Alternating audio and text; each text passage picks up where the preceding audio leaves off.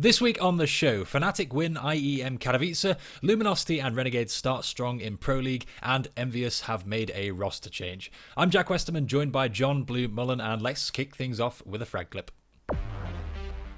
This week's clip is Frag Executives versus MTW at Xperia Play 2011, where Pasha picks up a 1v3 clutch in the semi-final.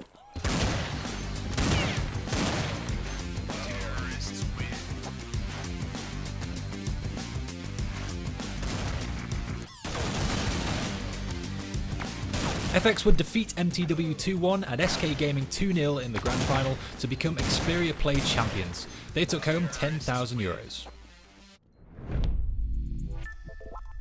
Our first story this week is IEM Katowice, which naturally took place in Katowice, Poland, from March 2nd to 5th. Now, Blue, this was not an official major tournament, but there were $250,000 up for grabs, so, big stakes. So, as we take a look at Group A, we'll see this was the group with Luminosity, Fnatic, NaVi, Mousesport, Snip, all these guys. And, Blue, hate to say you nailed it, but you pretty much did. Last week when we had this conversation, we previewed Katowice, you pretty much said Luminosity, Fnatic, and NaVi would be the three to advance from this group. Were there any surprises for you at all here? Not necessarily. I think Mouse Sports came in here, and there was a lot of praise behind Mouse Sports doing a fairly good job at this event, being able to take the victories that they did. So they made some good strides. Unfortunately, of course, did not end up being enough to get them through to the tournament stage. But the bigger surprise just overall in this group was just how close NaVi came to potentially not making it through there. I was expecting Luminosity to be the team that was more floating towards the lower end of it, but it was actually them that dominated it with Fnatic, both those teams only having one loss there. So. Yeah. Well, another team we should highlight in this group, I suppose, is Ninjas in Pyjamas, NIP. They finished down there in 5th place with a record of 2-3, and still not looking particularly good as a team, I think it's fair to say. And given that they've stuck with these core 4 players that they've had for 3 years now or so, how likely is it that they're going to continue struggling for the rest of the year, do you think? I think it's pretty likely that, at least on lands, for the foreseeable couple of months now, we're going to see them still struggling. Pitt specifically seems to have quite a bit of trouble adapting to his role in the team and is sort of floating under. So I imagine it's going to take him quite a bit of time, I should say, to sort of adapt to that Tier 1 level of play, because we've mainly, recently at least, have only been seeing him play in the North American circuit, which might not have prepped him so well, especially considering that Winterfox was not doing very well when it came to the end of his time with that team. So Pitt's going to need some time to adapt, and we've been seeing them do well in the Pro League, but the problem is these victories versus Pro League teams have not necessarily been versus super amazing teams. They've gotten 2 victories versus Dignitas, which has been a pretty hit-or-miss team, depending on the way you're looking at it. Yeah. They've won versus Mouse Sports, who've been on a bit of a rise, so I guess you could say that's a bit of an accomplishment, but those were some fairly close games, and they've gone 1-1 against NaVi, but still, there's a lot of room for improvement, to say the least, when it comes to this new NiP roster as of yet. Absolutely. Well, LAN is where it matters, of course. Well, let's leave Group A there, and we'll move over to Group B. We will talk about some of those teams again. And over in Group B, we've got Astralis, Tempo Storm, Virtus Pro, these familiar faces now, right? Astralis and Tempo Storm were the top 2 in the group, but I want to leave them alone just for a second, Blue. We'll talk about them when we come to the bracket, because they both did well. The 2 teams I actually want to talk about here are Virtus Pro, first off the bat, because they did make the cut. They qualified in 3rd place, which last week I don't think we thought was going to happen, right? It was they haven't been playing particularly well. It was very hit or miss whether they were going to sneak into this 3rd place spot. What did they do to get in there? Well, I don't necessarily think it was just this huge culmination of the team's strength suddenly bouncing back for them. I think it was mainly the rather poor performances we were seeing from a lot of Group B, if I'm completely honest. Like 4 to the 6 teams really did not show up at their best. So Virtus Pro was able to just barely beat FaZe Clan. They're able to crush eFrag, who actually I was expecting them to do a little bit better. So I was a bit disappointed in their performance there. And then at the end of the day, too, the big victory which actually got them through was versus EnVyUs. And that was the really big disappointment from that event, was EnVyUs just, according to the drama and whatnot that we saw on Twitter and on Reddit and whatnot, they just showed up to the event and didn't really seem to prep all that much for it at all. So they got absolutely destroyed and had the same record as eFrag at the end of the day, with a 1-4 group stage record. Yeah, well, let's talk about Envy in that case a little bit, because you've alluded to their issues. There's that clip I think Zeus posted on YouTube where it was just MBK sat on his own practicing, and nobody else was even there for Envy. Today they did announce this roster change. Too little, too late? That's going to be the interesting thing because you look at the discussions and whatnot, and a lot of people we've seen these sudden like honeymoon boosts from some of these French teams when they go for their roster changes. Obviously, it happens to be much more that EnVyUs is often the team that gets this honeymoon boost. But now the question is that it's happening, and it's new talent that's being brought up. It's not that we're seeing a sudden switch between the other tier one French roster. Yeah. Which Sorry, is, just to clarify, I should say that was Devil stepping in for Kioshima, right? yeah. Yeah, that's correct. So Devil moving up from LDLC White, I believe. That's probably the more interesting move we've seen out of the French scene in quite some time, as it's new talent finally starting to step up a little bit. So I'm interested to see how he does, but I don't necessarily think it's going to be this grand resurgence for the team because it looks like a lot of the other guys are sort of just burnt out with CS in general. So the question now is, with this new player jumping onto the team, are the other four members of the roster essentially going to be much more interested in CS again, or are we still going to have that commitment issue that seems to be lingering with a couple of the players? Absolutely. Okay, well, I guess we'll have to wait and see how NV turn out. But we did talk about Astralis and Tempo Storm, so let's jump over to the bracket now, which is where those two teams kind of, had different routes, I suppose. So as the graphic comes up on screen, we'll see in the quarterfinals it was NaVi versus Tempo Storm, Fnatic versus Virtus.pro, and the first match I want to talk about here is that NaVi versus Tempo Storm. So this was a hell of a close game. The Brazilians came close, so close, in fact. They won Cobble in overtime and they lost the two of the games. There wasn't a huge amount in it, I think it's fair to say. Given that Tempo Storm played so well in the group stage, did the best team win in this best of three? I think so. I mean, you look at it as NaVi again being a much more experienced team when it comes to their international exposure. NaVi sort of had to go through like the Brazilian gauntlet in the upper bracket, as it were, as they not only had to take on Tempo Storm but Luminosity. So they're starting to form this legacy now as like the team that constantly has to face off against the Brazilians. Yeah. So it was actually a pretty good matchup, and I was quite surprised with how well Tempo Storm were able to do. It was surprising for me to see them go through the group stage in the first place, considering how poorly they did previously at the major qualifiers the week before that. But then they came in.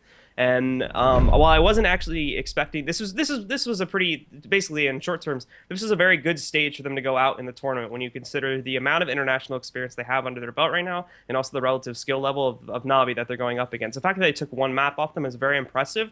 And now if we see this kind of performance continue on in a lot more of the upcoming lands they have, so for instance, they still have Malmo coming up, and I believe like a month or two is when that's taking place. Yeah. If they can carry that performance over to there, they can take the experience they had versus NaVi and a lot of these other teams and hopefully make it to the next stage of the event. It's this very slow chain of growth. The same exact thing we saw from Luminosity at the beginning of last year when they were starting to rise as well. So it's definitely a good thing that we see Tempo Storm getting this far. Of course, some fans are disappointed that they don't go further than that, but that's way too early to be expecting them to be doing that good that early. This would be an absolutely crazy team if they made it to the semifinals in their first big run.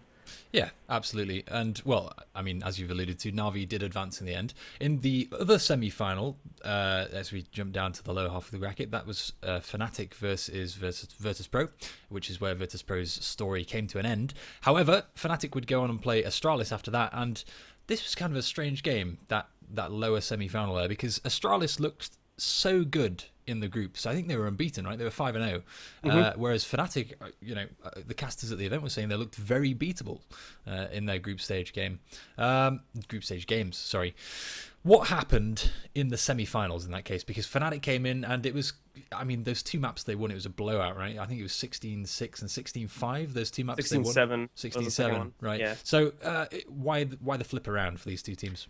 It's just again, Astralis for whatever reason seems to have so many problems once they get to semifinals. It's not even like a running joke anymore. It's like actually an issue that whenever Astralis gets to a semifinal, they just completely drop the ball, despite the fact that they went 5-0 in the group stage. And Fnatic had their own struggles in their side of the group. We still saw Astralis really just get ripped to shreds on those Overpass and Inferno matches. So I don't know what it is, but this team just seems to constantly have issues whenever they get to a late stage in the tournament. And of course, you are up against Fnatic again, so Fnatic, unfortunately, just going to abuse the hell out of those weaknesses, and that's how they were ultimately able to make it through. Granted, again, keep in mind that if I remember correctly, this was also the game that happened very, very late into the evening. Yes, so that could have been a factor affecting things as well when you look at Astralis' individual performances, but I don't think that weighs like as heavily as this constant issue we're seeing where Astralis just seems to choke in almost every single semifinal.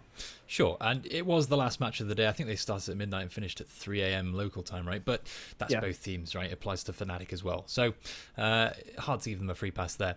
The last match I want to talk about in this bracket is, of course, the grand final, which over on the right there was Luminosity versus Fnatic. And, amazingly close games. Some of the best Counter-Strike, I think, we've seen for a while, actually. I mean, in my opinion, but Fnatic did take it 3-0 in the end. It was, some of those comebacks they were getting on were absolutely phenomenal, right? They just looked unstoppable.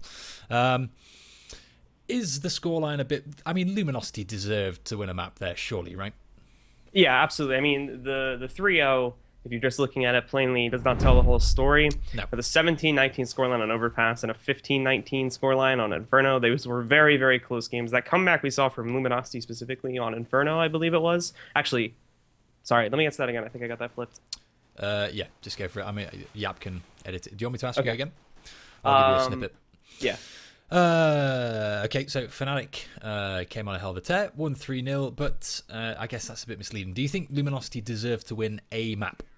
Yeah, I mean, absolutely. Specifically looking at the third map there, quite a few of the maps, honestly, it seemed like LG would have been able to close it out quite nicely, but unfortunately dropped the ball big time and allowed Fnatic to swing these comebacks in their favor, specifically on that last map. Yeah. Is where things really seemed to fall apart for LG, and Fnatic pulled off that amazing comeback. I think the first half was 12-3 in LG's favor, and then Fnatic took it into overtime and then won all 4 rounds consecutively in that overtime to win the entire series. So Cash was a little bit of a disappointment with a 16-3 scoreline. I don't know what happened there with LG, considering they get so much experience on this map versus North American teams. Considering that's like the favorite map to play in that region, that you think they would have been a lot more proficient there, but it just wasn't the case. And Fnatic, for most of their players, they were absolutely on point as well. JW was looking really hot this event, and Olafmeister always comes and performs very well too in that grand final. He was extremely on point.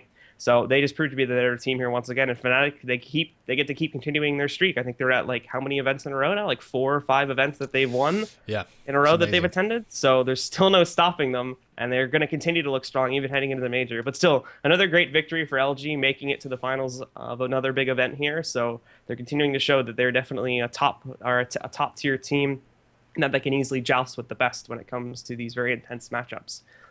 Absolutely. Okay, well, that was IEM Katowice in Katowice, Poland.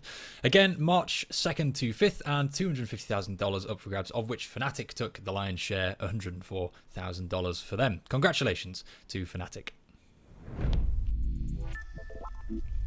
For our second story this week, we're going to check in with ESL's Pro League, which is, of course, an ongoing league with a $750,000 prize pool. Now, we're coming up to week 4, so a little under halfway through the season, and this is the current state of the groups. Let's get Group EU, or the European group, up on the screen first. So, Group EU. Group EU, interesting. We'll stick with it. So, a lot of familiar trends here in the European Group Blue. Virtus.pro playing poorly, right down there at the bottom. They played 12 games and lost 11 of them, which is remarkable. We've also got Fnatic and Astralis playing well at the very top. Astralis currently at the again, this is correct as of time of recording, right? So these, as you watch PopFlash, these figures might have changed a little bit, but at the moment, Astralis are top. Which teams stand out for you in this group, Blue? Probably the fact that NiP is, we talked a little bit about their record currently in Pro League earlier on, but the fact that they're actually as high as they are is quite surprising. And it's not like, when you look at some of the other teams, it's not like they have played a lot more matches than a lot of the other guys as well. They're still kind of floating there with a fairly similar record to most of the other teams that are currently in the Pro League as well. So it's quite surprising to see them up that high. Granted, some of their games have not been versus the top teams like Fnatic and Astralis in the Pro League as of yet. So they still have yet to be tested, where they can probably rack up a few more losses. But that's probably the more surprising one right now, is that we see NiP floating so high, where in previous seasons they've done quite poorly in keeping their top 4 position here in the Pro League.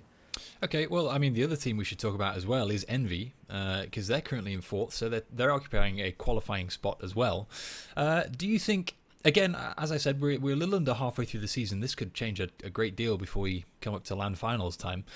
Given that Ninjas in Pyjamas are playing kind of hit and miss, and EnVy have had this roster change, and everybody's kind of divested from the game at the moment, how likely is it that those two teams in particular are going to slip out of the top 4, do you think? And who would replace them?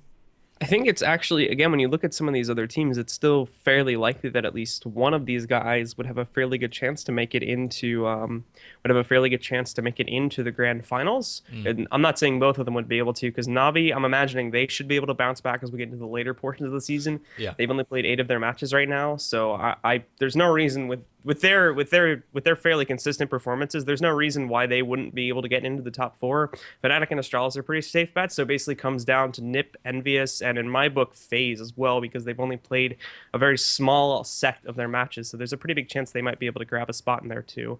Mouse Sports, maybe they can bounce back, but they have to have a hell of a season from this point forward if they're going to do it. So it's going to be a tough one. More than likely, it comes down to either NiP, EnVyUs, or FaZe to take that 4th slot in my eyes.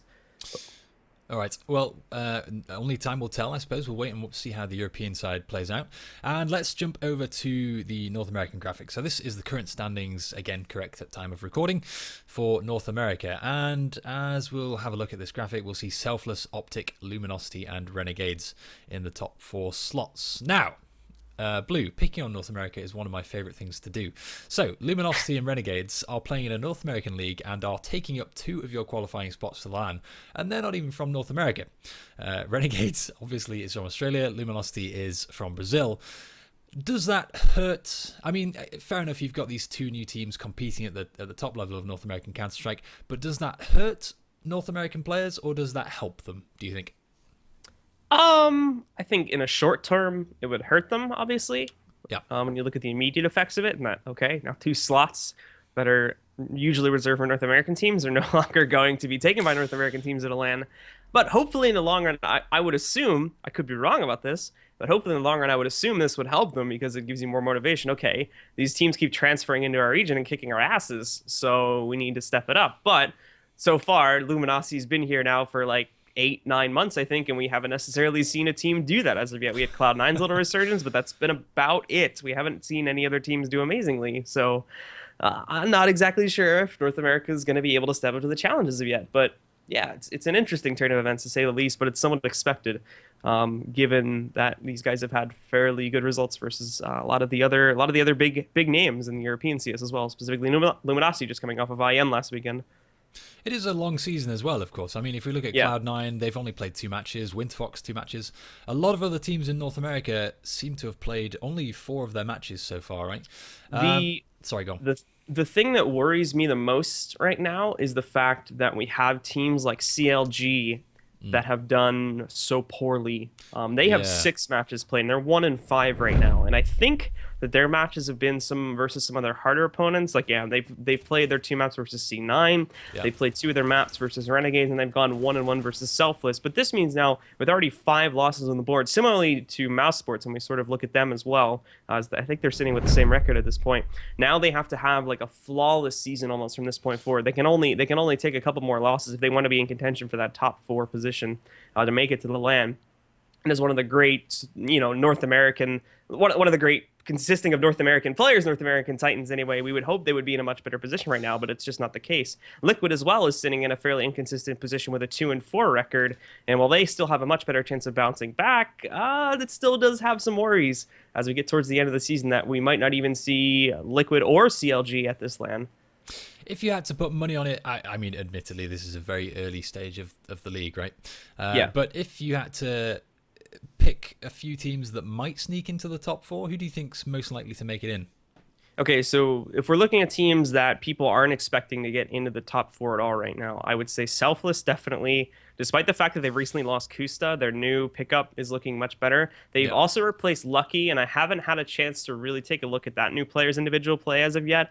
But considering the fact that their opper still seems to be able to impact against some of the top North American teams, I wouldn't be super worried about that one player's performance. He should have plenty of time to adjust. So they're a pretty likely chance, especially considering they're sitting on a 6-4 record right now, and they're currently leading. Granted, they played way more matches than anybody else in the league, but they're still on top. So I think there's a chance for them to still make it in the top 4. And another team which I'm interested to see as we go deeper and deeper into the season is actually Energy. Because with Gombi leading, we've actually seen some pretty promising results with this team. I still think there's a lot of development to do, but if it happens faster than some people are expecting, there may be a very, very slight chance that they could sneak it into the top 4.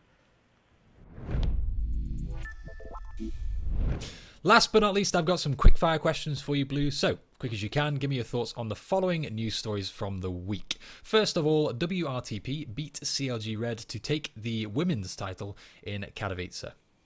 Yeah, I think this was one that was fairly disappointing for the fans of CLG Red, given that they've gotten themselves into this team house and whatnot now. So I think a lot of people were expecting them to be the favorites coming into this one. They did make it to the finals, but when it came to those grand finals, they got kind of dominated with a 2-0 victory for the guys on We Run This Place, who, to my knowledge, again, of course, I'm not the biggest follower of female CS, but this team was formed fairly recently. Looking at their information on the Liquipedia wiki as well, just forming up as of like 3 or 4 months ago now, getting this roster together. So unfortunately, CLG Red had a bit of a disappointing loss there, at least looking at the reputations coming into that matchup.